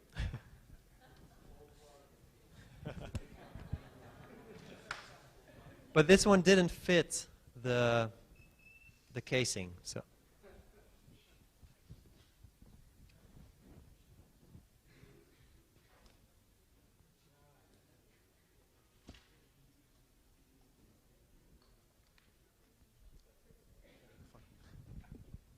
Yeah, I was playing around the whole day with the battery, so maybe it's run out of juice now.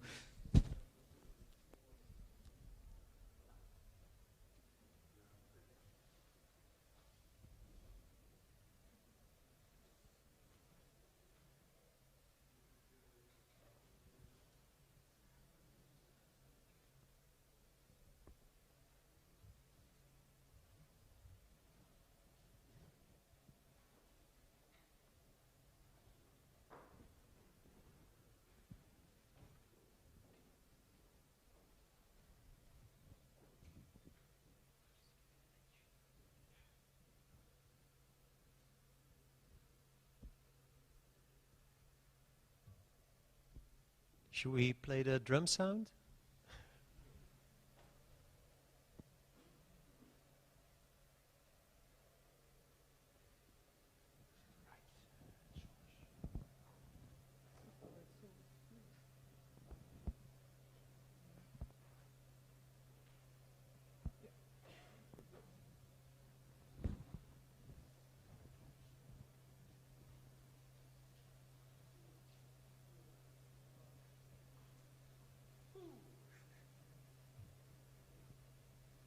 Now the train is moving and enters the dark tunnels of Berlin.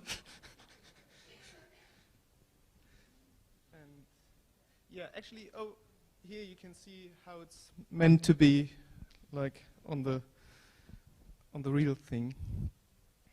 And let's fine, leave it here.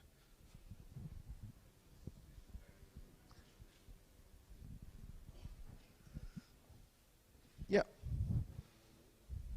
Gunnar, if you want to, you can come over here and explain us something about these pictures.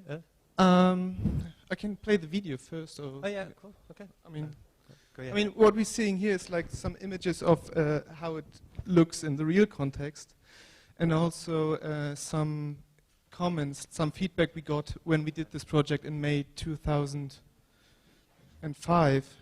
Like, was briefly before the bombings on the London Underground happened, and we got like, it was meant to be like a really nice project to do nice entertainment, interrupt the daily routine of commuters in Berlin, but yeah, that's was not how it was received. But yeah, I show you the video we made in 2005. How do I change the? Yeah, you have to get on there. To the right, yeah. It's on the desk.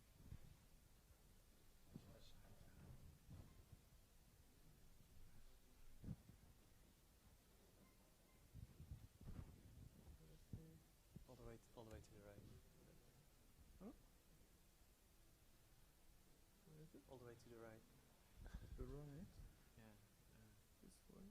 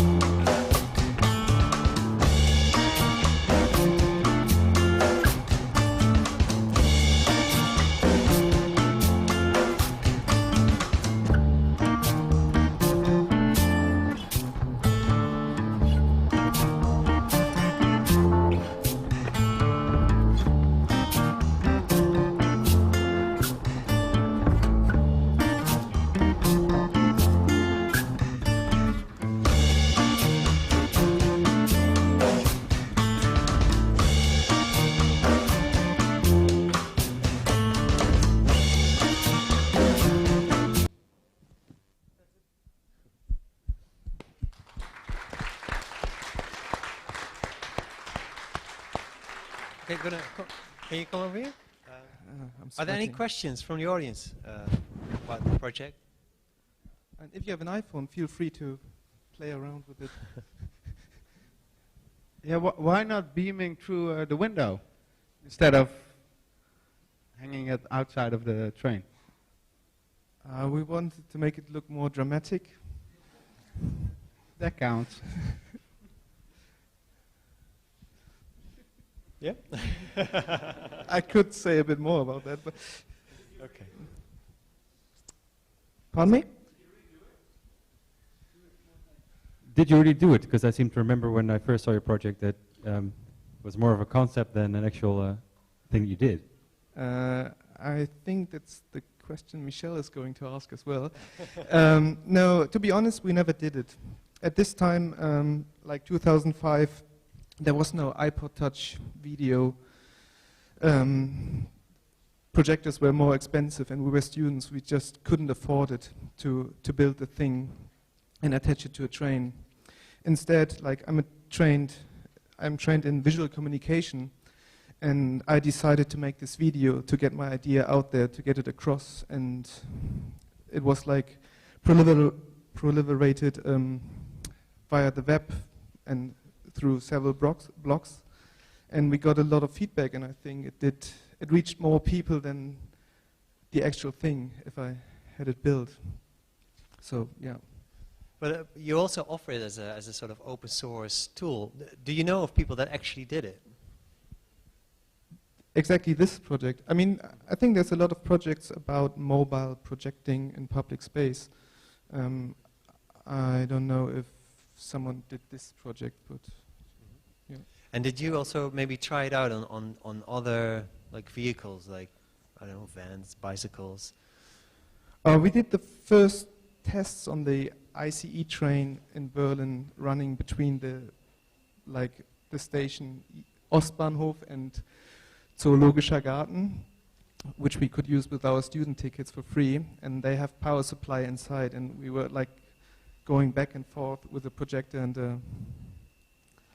the computer projecting on the buildings of Berlin. Sorry, what was your question? Never mind. We'll go to the next question, because you should stay in the light here so the people at home can also see you answer the questions. Yeah, that's the best spot. What was I going to ask you? Oh, right. When we first had contact about demonstrating it here, and we were thinking of a scenario to do it, we also discussed taking the audience into the subway and actually doing it. Yeah.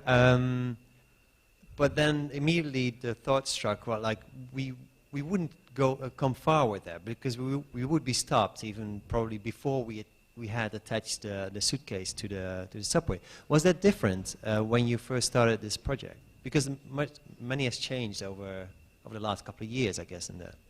When we, to answer the first question, when we did the projections from the inside the train, we got caught by the authorities of public transport in Berlin, and we got kicked out, and because it's actually not allowed to film or project inside a subway.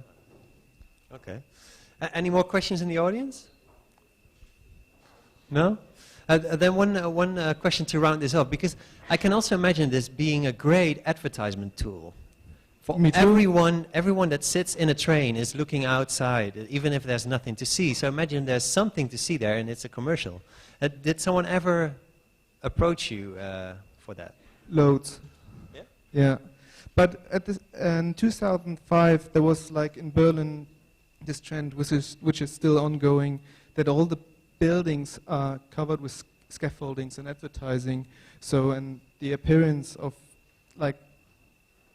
the urban landscape was made through advertising. And this project for us was the idea was to have a simple tool that enables you to author your own environment visually. So, and it wasn't meant to be a tool for advertising. No, I can imagine that. But is it, for instance, did you patent it so that no one could actually use it for advertisement? No. Okay. So this is not an open call to all the advertisers in the space, I guess. Are there any more questions in the audience?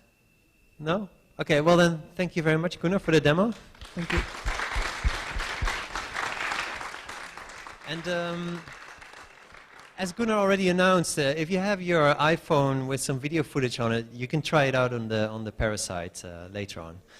For now, we're going to the last part of this evening, and that's a presentation by Oscar Steens, and he's a special guest in the program, as Oscar Steens is working for a company called City Media Rotterdam, and they are a key facilitator of urban screens in Rotterdam. And Oscar is sort of the editor-in-chief of those screens.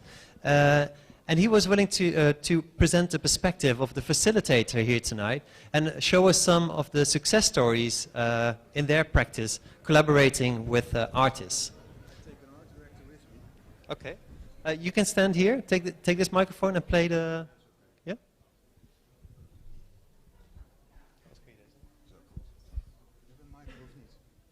Michelle, ja, hallo. En niet voor de speaker staan, hè? Niet voor de speaker staan, nee, zou ik niet doen.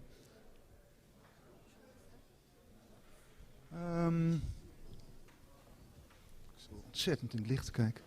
Good evening. We are maybe a very strange presentation this evening because I'm a journalist, not an artist, and we make journalistic programming on big screens. As Michael told you, it's about a public broadcaster, City Media Rotterdam, and we broadcast every day, 18 hours a day, 7 days a week, on big screens. You don't see what we are doing, but I can tell you something.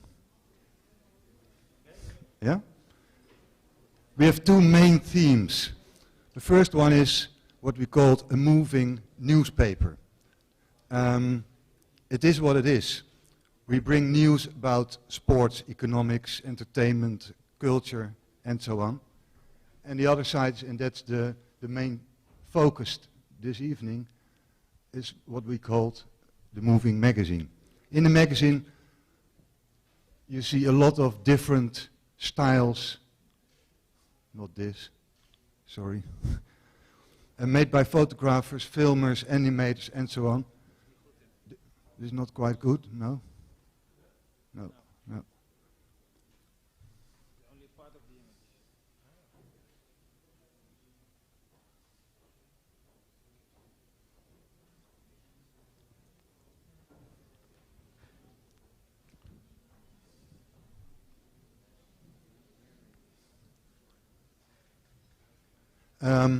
One of the questions to us, to Lenny and me, and the invitation was, why artists don't want to work with you on your screens? Why?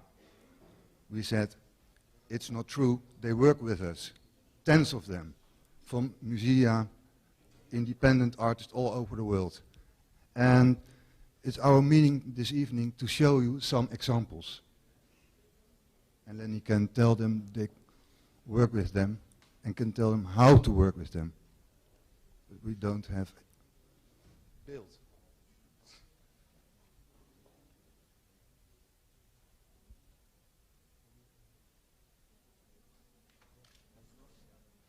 We still wait a moment. Sorry, it's very hot here. But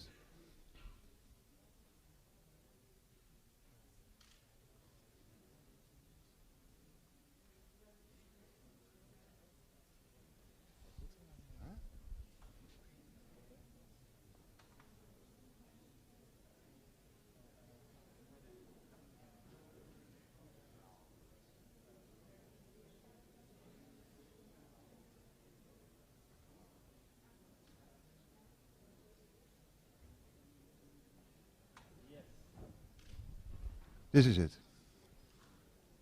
So you see, first of all, a compilation of our programs, and after that you see some specific examples.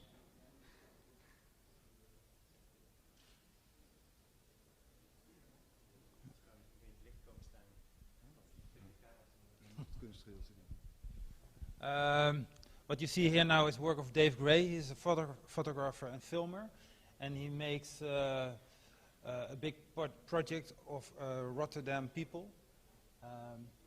Here you see Kenneth Hope, filmmaker. He makes well, autonomous films, but also movies. We ask people to do things in a subject, but also we get films which are already finished. And this is work of Arno Koene, for example. He's a very famous artist. We also do cooperations with festivals and museums in Rotterdam, and we show work from. Okay, yeah, we show work or part of work which is in the museums here in Rotterdam. This is a work of Han Hogebrugge.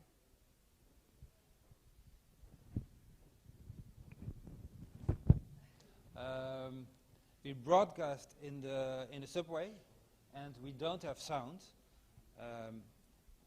When we broadcast in the subway, there is no sound because there's already sound of the surroundings, and therefore it's not necessary to put sound with the films. This is also work of Dave Gray. He worked with dancers here in Rotterdam.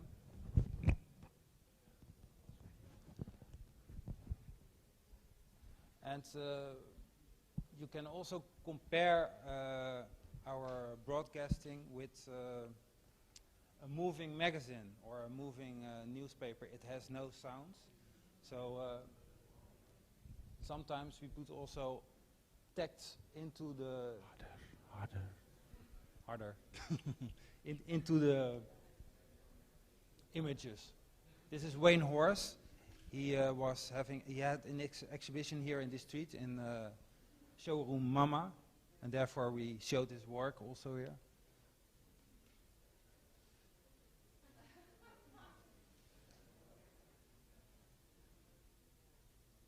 This is from Kiebau. And we are still also looking for more and interesting work.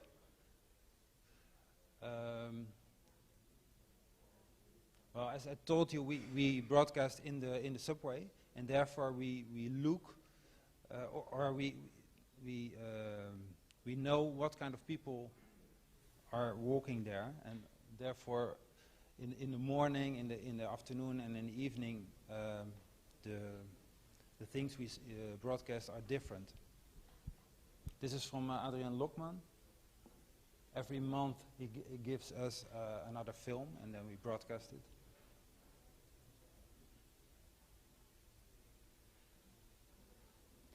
This is again Dave Gray, one of the portraits of Rotterdam people. How many portraits he's going to do? 80.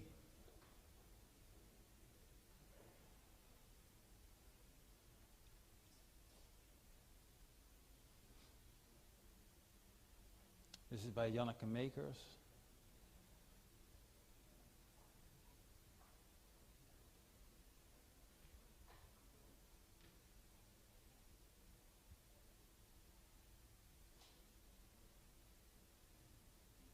Equalizer bij Jan van Nuenen.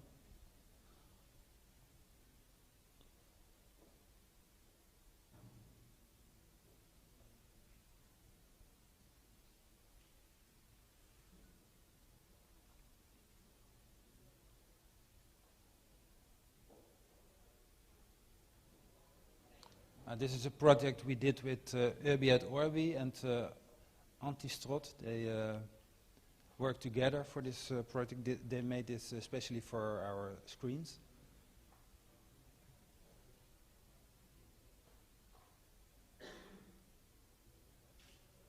Again, work of Dave Gray, also with a Rotterdam dancer. Was also made especially for our screens.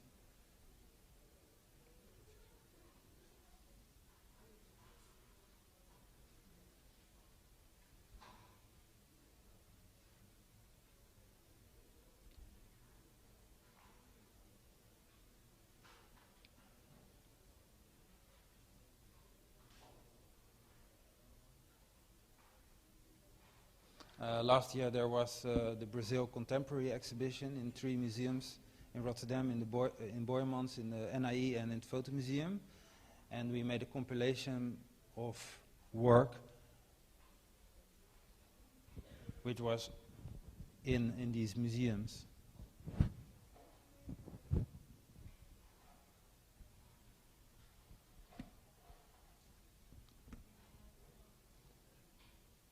So it's also a tip to the travelers that they can look for more work in the museums. So there's also a date and where it is and from where it is.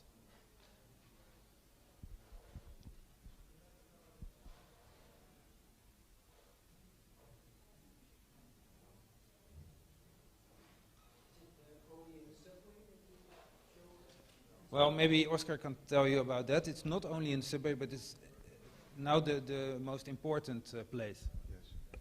It's the biggest place. But we have 5 or 6 smaller locations, public libraries, some schools, some buildings van de gemeente Rotterdam, zou ik maar zeggen. Public archives. And that's it. 25 screens, from big to bigger to biggest. The other thing is, maybe interesting, that we also work with big festivals, International Film Festival in Rotterdam, and then we have there 40 screens on different sizes. And we made a special film edition or playlist, or how you call it, about films, about the editors, about everything. Well, maybe this is a good point to break open discussion to the audience, Mm-hmm. yeah? Yes. And maybe you can join me here on stage, so we're Okay. not in front of the speakers and we're in the full You know, light. you know I don't like it, but I do it. Okay. I know it's horrible. Okay, but yeah. it's the best spot. Okay. Because I was also wondering how you would view the projects that you saw presented here tonight. So, for instance, we saw that quite a few projects have very specific wishes in terms of where the screen is located, the sizes or formats. For instance, the mood wall that wants to be low, the bijenkoppen that actually want to be high. Is there a way of dealing with this for you? Yes, of course. Yeah? We are always scouting, that in the first thing. So we see this evening very interesting projects. So I think there's my business card, maybe we can talk, we can work together. And then, of course, it is very important to try to find out what kind of conventions or concepts or formats at any place, any time, for what kind of people you broadcast. But until now, and we broadcast 2 years from different places, it's not a problem. It's very strange, but it's not a problem. Okay. Yeah? They say narrowcasting, it's commercial shit. Only commercials and then a nice blooper and a nice kind of a template about sports. Huh? But it's... I think we But are it's very not necessary. Yeah. It is we try to make a mix, what I said, from news and culture, art, high culture, low culture, whatever. No, and every day we make a new mix. We work every day with 3 different loops. The Sunday morning is a different loop as Monday morning. No, I think your clip obviously shows That's that there are very successful projects that you do in terms of collaborations with artists. But the only thing why I'm asking is because it also feels like some of these projects are impossible to fit in a narrowcasting format. Is that why? Well, for instance, well, another question actually that also relates to that. We see that. We see the portraits there. Yeah. I thought with Lenny. Very interesting for us. Interesting. Also, yeah. And then it would also be possible for you guys to install it in such a way at such a location. Maybe. Yeah. For us, yes, of course, but it's also a question of money. you know, and we must earn money. Yeah, of course, to survive. So. Yeah, that's also actually a question I would like to ask Toine, because he just explained this project to us. Would you be willing to exchange, as it were, this opportunity to do this project at a location of your desire in exchange for having commercials in between it? No, never. No, I think that this work could only be work when it's absolutely autonomous. And I would absolutely not. But we don't do that. We don't do commercials between that kind of projects. No. We show short films from 20 minutes. Mm-hmm. No advertising. Yeah. No, but for this special project, it would be impossible to have. It could only be that it's autonomous work, and also a work like this. I couldn't imagine to have that on other screens or something. Because it's so much connected to that architecture and that situation there. Of course. But of course, any autonomous ID, in fact, is absolutely independent. So it, in the other way, it could be anywhere. But yeah, as far as I'm now, it would be only possible on that location. But I don't agree with you, because I think this work would really work very good in the subway, because the subway is also a place where many people from all over the world comes. So they will recognize this and will see themselves in these portraits. So I think this project of you will work very good in the subway.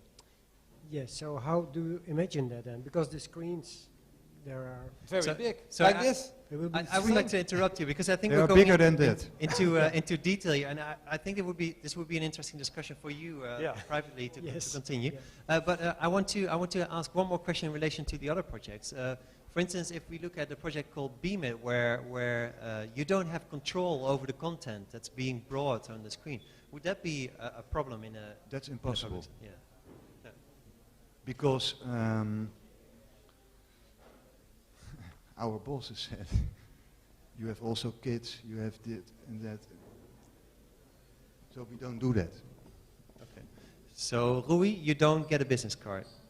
There must be also some kind of moderation. Yeah. Also, on our website, you can upload movies what you want, but there is some kind of delay. You can see them. Yeah. That's.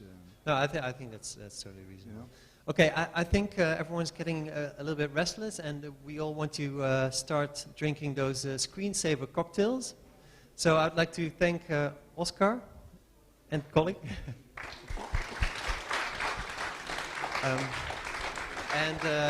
I'm really happy to have you here, also to get your perspective on it. And I also really like that you mentioned that seeing all these projects is inspiring for you, because that's also one of the goals that we had for this evening, to also convey, not just work on this artistic agenda, but also convey it to the facilitators of the screens. So I think that's a small success already. I would like to thank everyone involved in getting that dialogue going.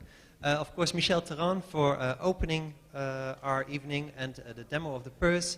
Matthias Oostrik, Guerra, Gunnar Green, Toine Horvers, Artem Baginski, Oscar Steens for their contributions. Also Paul Cox and Carlo Peltz that were in the program. Obviously, besides the people that we have seen on the stage tonight, there's also a lot of people working behind the scenes on these programs. And I would like to also especially thank all of those people, Wilco, Richard, Ivana, Alan Mercedes, Alex Falk, Joris, and our volunteers at the bar, and Menel, Pascal, Reiner, and Alessandro for taking care of the camera work and the streaming tonight. Next test lab, open your agendas, is July 8th, which will be the yearly graduation edition under the theme The Invisible City, opened by Theo Deutinger. If you know him, you want to come. If you don't know him, look him up. For now, enjoy the screensavers, and hope to see you all back on the 8th of July. Thank you.